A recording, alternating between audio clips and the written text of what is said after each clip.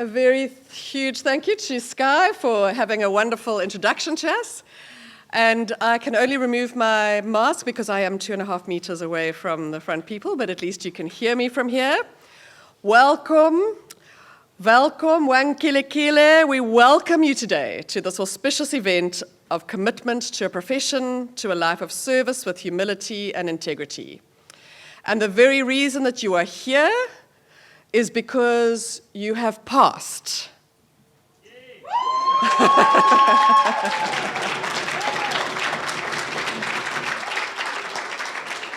Hearty congratulations to you all on passing your 4 years, your final exams, and a very warm and hearty congratulations to you all. Sawubona. I see you. I see you who have struggled. I see you who have triumphed. I see you all through the long years, through this tough year, and I see you seated here today. We're going to start today with a little prize giving because we haven't had another opportunity to run a prize giving, and we're going to hear from some people who are going to share some insights with you about what it means to take the oath. But just before we do that, I just want us to each just take a breath, a nice deep breath, and just center yourself and be present in this moment, not somewhere else, not thinking about what's happening. Just take a nice deep breath and center yourself and be present in this moment, in this space, with these people. This is your moment. For oath-taking, this does not happen in any other faculty. This is a space for us to celebrate, but more importantly, to focus on the future around entering the profession. And so specifically today, we have sat, your lecturers, the faculty members are sitting amongst you because today you join the profession as colleagues. And so we will all be taking the oath with you, in collaboration with each of you as we recommit ourselves to our professions. So enjoy today. It isn't a graduation where the university confers onto you. This is about an oath-taking ceremony. And so this is special. And it's a solemn occasion, but at the same time, a celebratory occasion to look forward to the future and not necessarily only to look backwards. So we're going to announce a few prize winners. And what we're going to do is ask those of you who have been announced as prize winners to stand where you are so that we don't have movement for COVID, so that we can keep the restriction in physical distancing. And you will have the honor of your dean, Professor Lionel Green-Thompson, who will bring your prize to you in the intervening spaces. So please do celebrate and clap. We are going to just have a quick listen to a clip from a previous dean, Professor Marion Jacobs, who's going to just give us some insights around what it means, what this moment means. So just listen, reflect, and be present. I'm Marion Jacobs. I was the dean of this faculty until 2012. I am a public health pediatrician, and next year I will celebrate my 50th anniversary since my own graduation.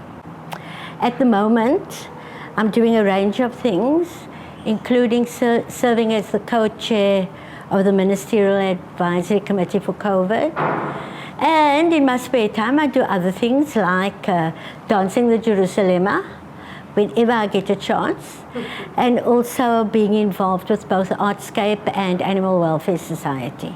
Fellow graduates, colleagues that you are going to be very soon, as you're about to take your oath, perhaps you want to reflect on a few things. I think the first thing you want to think about is why you decided to pursue a career as a health professional.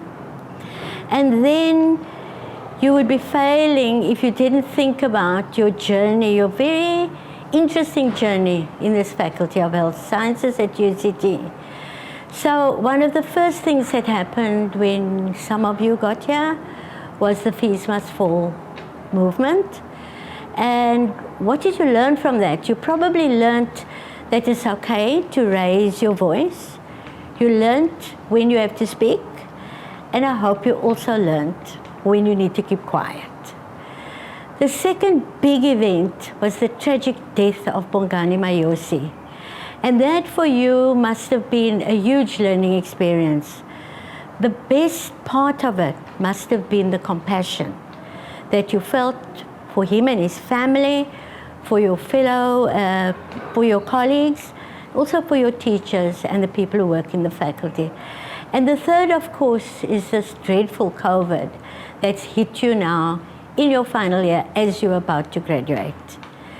And there again, if you think back on PBL, which you probably didn't enjoy much, PBL taught you how to learn on your own and how to learn in teams.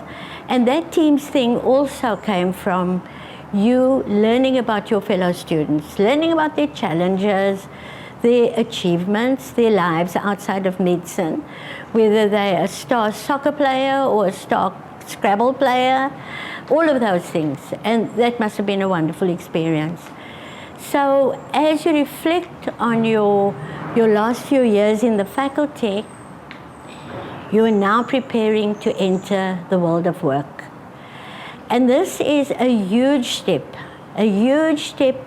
into a situation of power, where you will have the kind of power that's given to very few people. You'll have the power to listen to people's deepest secrets, the power to ask questions of them, the most intimate questions, the power to use your equipment, your drugs, your interventions, some of which may not be so pleasant for your patient. And you can make a choice whether you want to use this power that's given you as a health professional, or whether you in fact would prefer to be a healer that's caring, that's compassionate, a healer that understands the need to listen, a healer that's not scared to hold your patient's hand, to pick up a little baby, and to be just kind and normal, a kind, normal human being.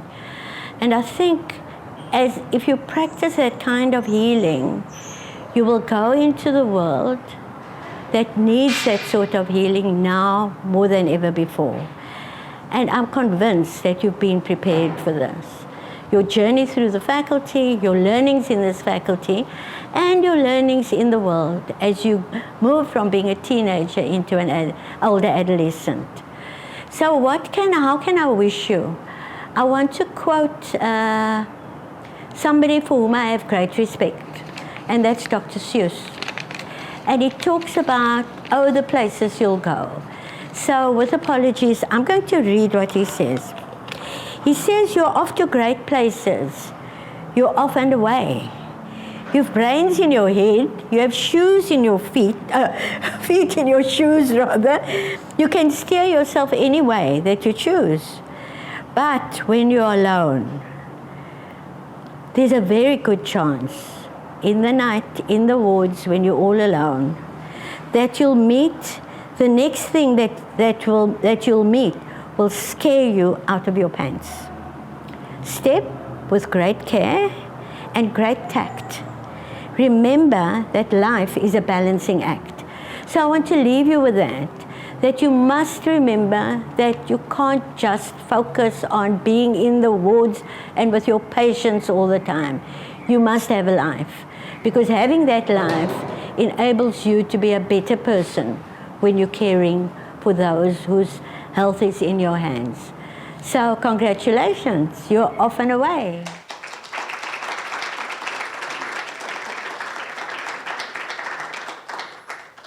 All right, and now we come to some prizes and certificates.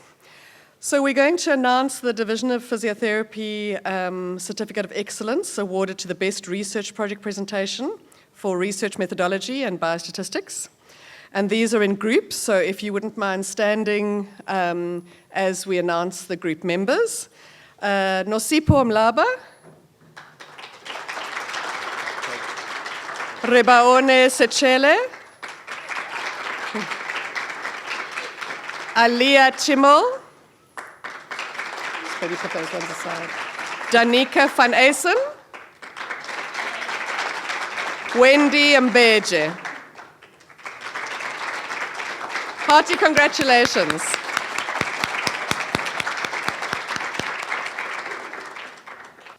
Congratulations.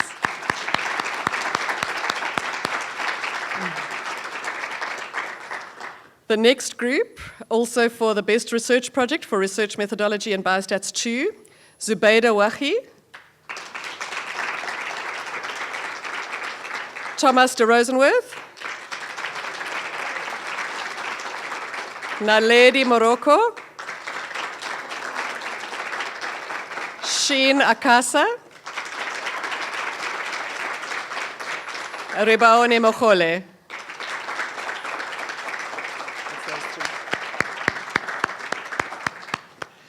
Congratulations. No shaking of hands this year, but hopefully next year. So we're going to then start with distinction awards, and we're going to announce the distinction award, a medal award for overall average of 75% throughout all 4 years of study, awarded to Leanne Fave.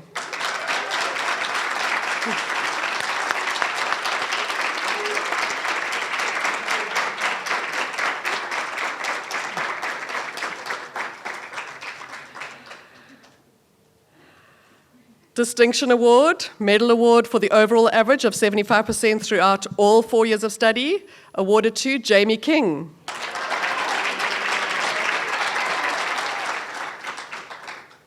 Distinction Award, Medal Award for the overall average of 75% throughout all 4 years of study, and the South African Society for Physiotherapy for the best overall student in final BSc Physiotherapy, Marley Murray.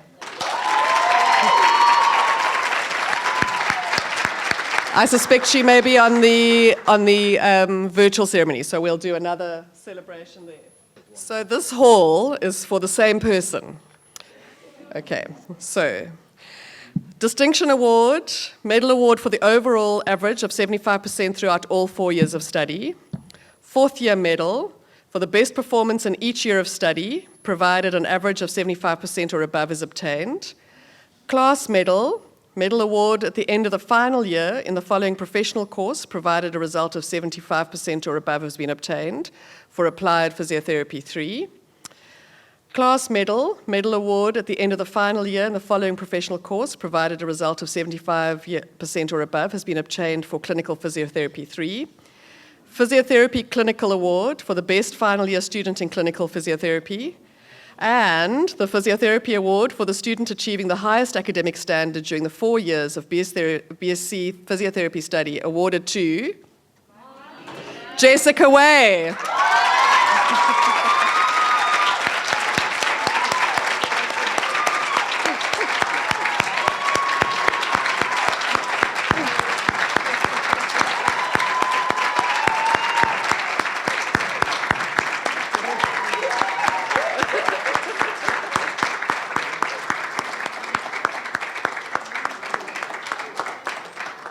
Hearty congratulations.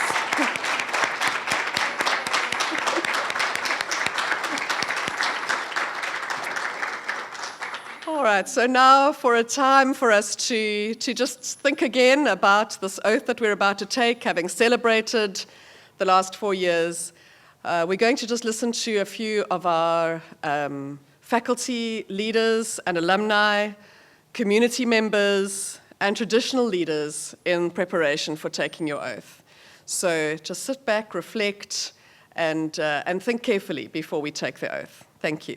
So I remember when I took my oath, I was overwhelmed with a feeling of relief and accomplishment and pride. And the words made perfect sense, but it's only with experience that the words actually take some meaning and really come to life. As you are taking this oath today, remember, oath is about empathy, professionalism, and care. If you've got those three, you are a winner. Also, oath is about humanity, responsibility of both provider and receiver. On reflection, the very first line stands out to me, which is I pledge to serve. And so we always need to remember that we are in service of people, not of ourselves, not of money, not of status or societal stereotypes. And we need to serve with integrity and humility. I really think it's important to actually reflect on the privilege that it is to be a health professional. So many people are trying to apply to get into one of the disciplines at UCT, and for me, you know, it's a massive privilege to actually be sitting here today, or for me to have earned my degree as a physiotherapist. And I think we always have to remember that is a privilege to actually be helping someone through a really difficult time, that it involves one of the most important aspects of their life, their health. One of the commitment that you'll make is that of lifelong learning. The commitment to lifelong learning means using the current period that we're going through as an example, is that you see that there's a rapid change in new knowledge, new diseases, and new health challenges. And as a health professional, you must always be at the forefront of research, information, new technology, to be able to respond appropriately. As a newcomer into the health system, you may often feel that you can't change much. As a group of interns, we were able to notice that one of our wards in a rural hospital really needed touch-ups. It was a children's ward that was quite plain, but we worked together with local businesses, with colleagues, to ensure that we transformed it into a child-friendly ward.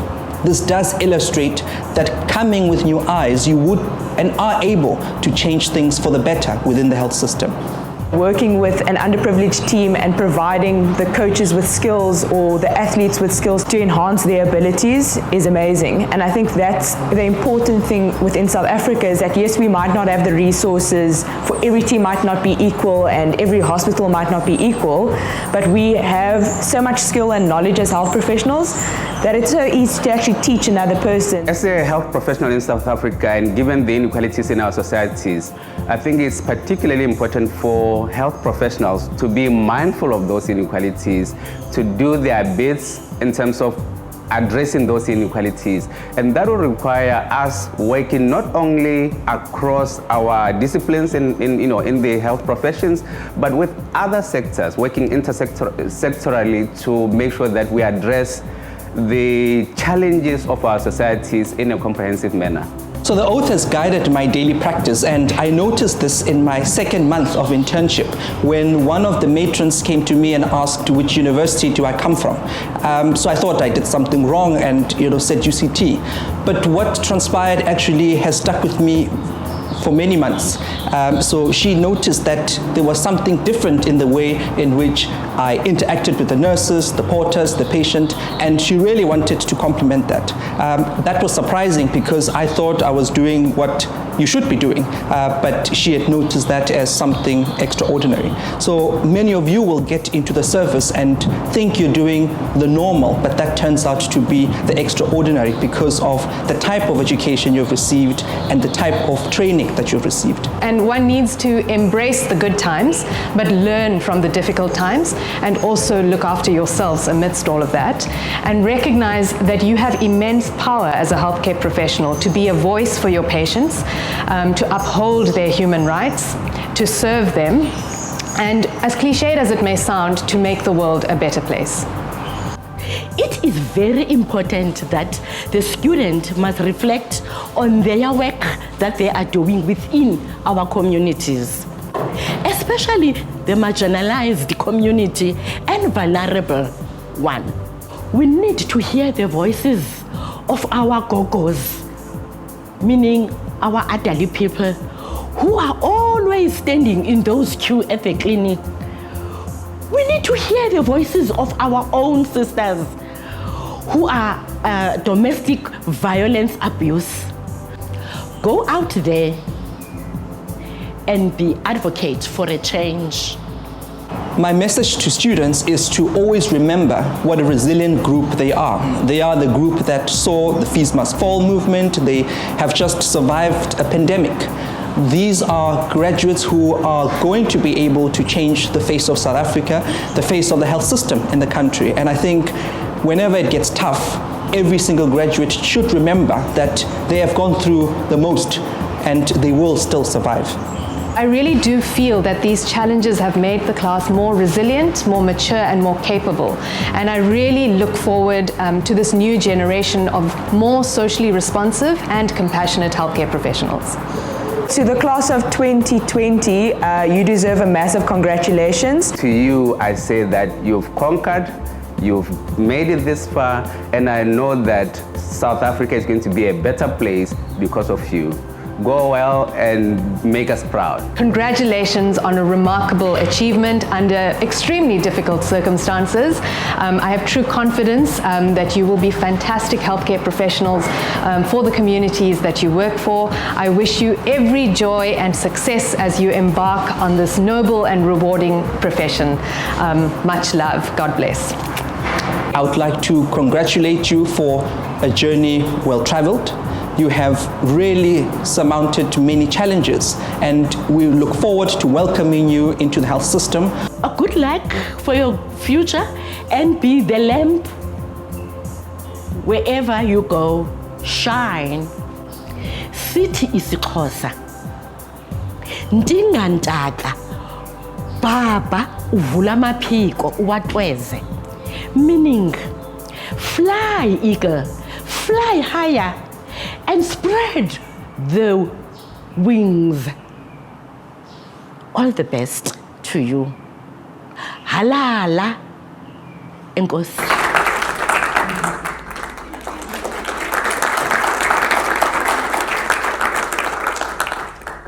I heard the stories from the mountains of Limpopo and the valleys of the Eastern Cape of the young people there who showed great capacity to learn.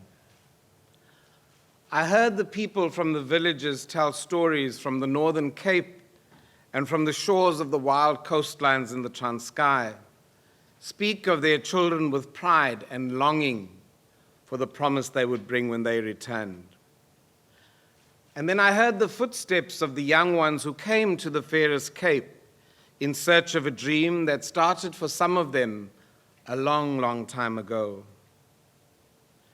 And then more recently, I heard the echo from the mountains declaring that their learning was done, and yet was also just beginning here in the foot of the Hurikwaga mountain. And I heard the Atlantic Ocean in celebration roaring its tribute to those who came here, for some of them just for their first time, and in these past years gathered the many bits of knowledge they required for their craft. And yet now they have become much more than the sum of their collected facts. It is to you this afternoon that I offer this great isiZulu greeting. Ngithi sawubona. In usual terms, people say sawubona back. But there's something about Cape Town that people are not used to greeting, it seems. Sawubona. Mangithi sawubona, ngifuna ukuthi nizwe kahle ukuthi niyabonana. And mangithi niyabonana, the story is different for many of you over how you have been seen, because sawubona speaks to the idea that I see you. And it's true that we see you in a special way today, because I recognize that many of your seeings across these years have been different. But in seeing you today, I also want to make the point that we see the ancestors who once walked on these very grounds, often practicing the healing arts that we don't fully understand yet. And so on Monday, the leadership of the faculty, invited the leaders of the traditional communities of the Khoi to come onto the campus and perform a Thanksgiving ceremony. We are quite pleased that we've come to the end of what's been a really tough year and that we've finished your course, because there was a moment that we didn't quite see it happening in the way that it has. And so we asked them to come onto campus to do what they've called a cleansing ceremony, a time of Thanksgiving. And what they did quite spontaneously is that they marked some of the members of the faculty with impepu, with the ashes of the impepu herb. And for us who participated in that celebration, it really was a proxy marking of yourselves to say to you that those people who were here long before us mark you now with their tradition of going out and touching the people in a different way. So I'm going to show you just a short clip from that ceremony, just to help you feel the context into which those people brought us on Monday.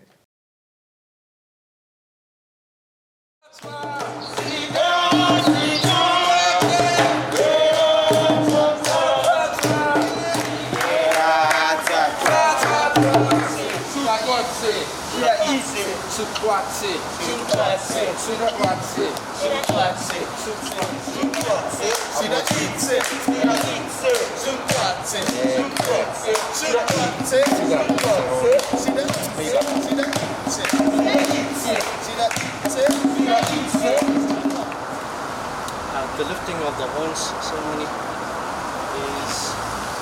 is a convocation with the ancestors. Apply your knowledge and your wisdom to heal those that's in distress and need healing. The health science faculty, we are relying on you to be a shield over the nation, to protect them with your wisdom, with your knowledge. Give life to the young, secure the health of the old, help those that are in need of your healing, your knowledge. Sida ite la. Our Father. Sukwatse. Abotse sida ngaun ite. Father of our four people. Abotse thaire. Father, bless the teachers and students. Si au nga au. In sida thaiba ase iba. So it can strengthen us. Let the name of the ancestors be honored and respected. Kaisa ngui toho ba. Please pay attention.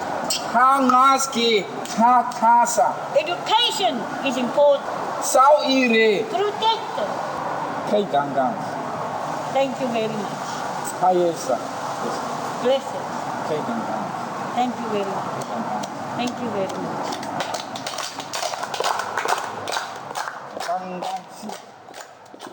And so in that ceremony begins a conversation that the faculty will continue to have with communities across our region and potentially across the continent. Sawubona, I see you in that naive matriculant who came here for the first time. I see you in your mixed encounters of learning that you've had over these past years. Encounters which sometimes filled you with great pain before the experience of the glory. I see you today in the fulfillment of those promises that were started in you when your parents first named you, when the village celebrated the fact that you had a capacity to learn above others. But today especially, and for me especially as a newcomer into this environment, I see you as a reflection of who we are as a faculty. These last years have been a storm which have raged against the very foundation of what we are as a faculty. And you have come through that storm now. And now you take your place in that rich tapestry which is our faculty. Your name is inscribed now in the story that we will tell, inasmuch as we are as faculty inscribed in your hearts. Together we form the fabric of the legacy of this faculty. Sawubona, I see you. You who emerge here at the confluence of our legacy as a faculty with international reputation. But more importantly, I see you emerge as the promise that this university makes to our nation to make it healthier. You will become, as you leave, the epitome of our commitment to the people of South Africa. And as you walk alongside our people in distress, we hope you will reflect our faculty with compassion, with humility, and with justice. You, in many ways, will be the way in which our patients experience their dignity being restored. but you live in difficult times. Your promise, even as it is being fulfilled, is about to play itself out in the context of competing epidemics. The ongoing gender-based violence pandemic, which will soon be a regular part of your work. Those people who have that experience will rely on you to make their encounter with the health system a moment of compassion. And the encounter with them becomes more important than your frustration with the system. And the system will frustrate you. That, I think, we can almost guarantee. But whether you're seeing a patient in a rehabilitation session or in a session in a ward, you may in fact be the only one asserting the dignity of that patient. And make that encounter count. Make that time that you're with the patient count for a moment spent in dignity. Because I can't emphasize for you enough how often it'll happen for your patients that you are the only time that they are treated with respect and dignity in a system which struggles to do that all the time. And if you do, chances are that whether you're doing a physiotherapy session or not, a victim of domestic violence may well feel that that's the moment they can tell their story. Because often the system doesn't welcome that.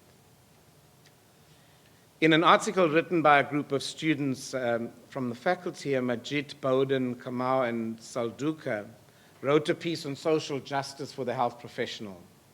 And they were speaking about the need for us to make sure that even as students train, they have a role in the manifestation of social justice in our world. And they used an image originally coined by Elelwani Ramugondo of occupational consciousness. And what they were arguing really in their piece was this notion that in our everyday doing of our jobs, we have the opportunity to resist and oppose ideas and systems that oppress our patients, and in extension, their communities. So it's an important thing that as you emerge from this faculty, you leave with this sense of, yes, you've achieved, but today's celebration is less about your individual achievement. It is much more about the promise you make, or the promise that we call you to make, given that we have not always fulfilled our promise sufficiently. So this is an imperfect journey for all of us. But we marked World AIDS Day on Tuesday, and that pandemic for us represents that journey from stigma and alienation into the acceptance of a disease as part of the lexicon of chronic diseases. You're emerging, and I have to say, when I graduated in '88, I hadn't seen that many HIV patients in my practice, in my learning practice up to then. But I can't even begin to imagine what it must be like for you, looking forward to community service in a pandemic environment. It's an unthinkable thing for me. And so I recognize the resilience you're going to need as you step out into this unknowing world. But I am reminding students as they emerge that we still remain far more likely to get the infection through our social activities than we are likely to get it from the patients. And if we keep that in mind, we remember that the patient encounter with you must reinforce their sense of dignity. Earlier today, in thinking about what I was saying again, because sometimes I've been saying this speech a couple of times in this week, so I'm trying to freshen it up a little bit. So I went onto the internet to look for physiotherapy oaths. And there's a website called Physiotherapy as a Noble Profession. And they have this oath, and I'm just going to read the last part of it before we take you through the oath here. But it commits you as physiotherapy graduates to participate in efforts to meet physical therapy and healthcare needs of local, national, and global communities. Thus, with this oath, I accept the duties and responsibilities that embody the physiotherapy profession. I think we can delay the meeting the needs of global communities for some time. Don't rush to treat those in Canada. Hang around and help our guys first. But for me, very powerfully, today's oath marks this translation of the legacy of who we have become as the health professions from all those days of Hippocrates in the Greek times, where they knew very little. But it's a translation into the promise that you are to the people that you will encounter in vulnerable situations. You will see people in situations where they are the most vulnerable that you will experience. And so even as we look back at an oath that has its roots in Hippocrates, we are reminded that even if we use modern language for that oath today, we are making a promise that we will care for the people that we encounter. In the Hippocratic Oath, in the original Hippocratic Oath, there's a statement which speaks to the idea of limitations. It asks you to recognize that you don't know everything. There's a feeling when you graduate that you sometimes think you do. But in reality, what it's saying is take care of yourselves. Make sure that in your own practices, you spare time, as Marion said in the very beginning, Marion Jacobs said, this balancing act. Make sure that you're taking care of yourselves. And make sure that even though the community from which you come will continue to tell you you're the greatest thing that has emerged for them as family, they need to make sure that you're looking after yourself. And you need to exact that from them. And so, colleagues, and I've called you colleagues from our first meetings at the beginning of the year, because even if you arrived here 4 years ago as a matriculant, you had become a colleague already. You were just at a different part of the journey. And it is a journey that means that today you're a different professional to the one who came here at the beginning. And in 10 years' time, you will be a different professional than the one who is emerging now. And in 20 years' time, you will again be a different kind of professional than you were along the journey. Because if you're not colleagues, then we haven't taught you appropriately. We've taught you that you have to be bound in our experience of professionalism. And so even as you reflect on this professionalism, be mindful that it is an evolving process that asks you to be better than our generation. Because we haven't made people really much healthier than we did for the generation before us. You may have to have that role of creating a completely different environment. And so I'm going to ask you to stand to say the oath after me, and I invite the entire congregation to do that. And I'm going to just ask you to do a little modification that I'm going to say at the beginning, I, Lionel Green Thompson. You need to say I with your name.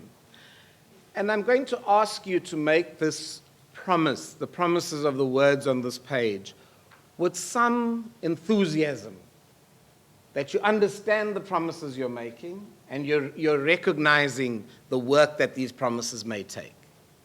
And I think for all of us who recommit ourselves in this oath today, it is about an ongoing journey. I, Lionel Green Thompson, I solemnly pledge to serve humanity. My most important considerations will be the health of patients and the health of their communities.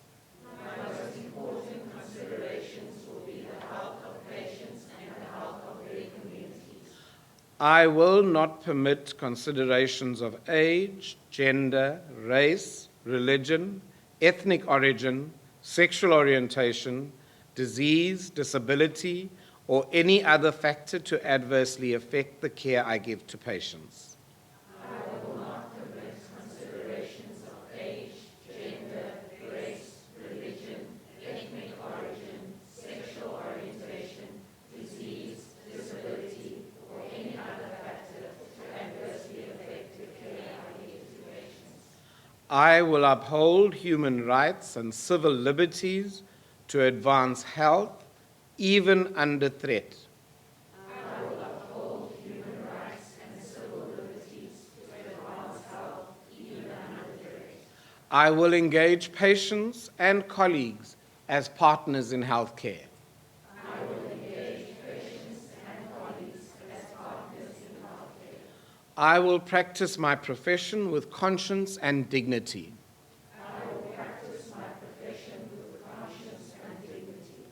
I will respect the confidentiality of patients, present or past, living or deceased.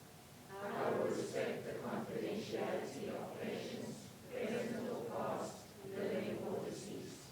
I will value research and will be guided in its conduct by the highest ethical standards. I will value research and will be guided in its conduct by the highest ethical standards. I commit myself to lifelong learning. I commit myself to lifelong learning.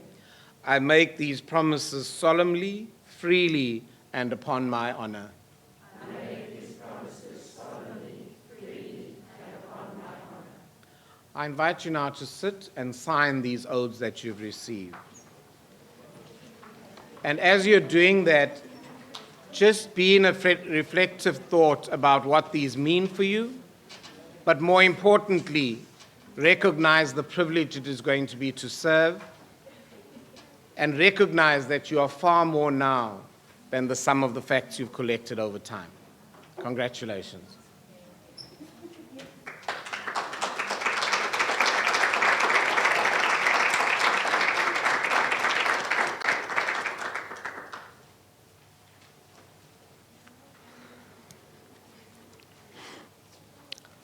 Well done, colleagues, and welcome. Welcome to the professions. So we wish you strength and courage as you forge the path ahead. May you listen with compassion, walk with humility, act with justice, and lead with courage. Go well.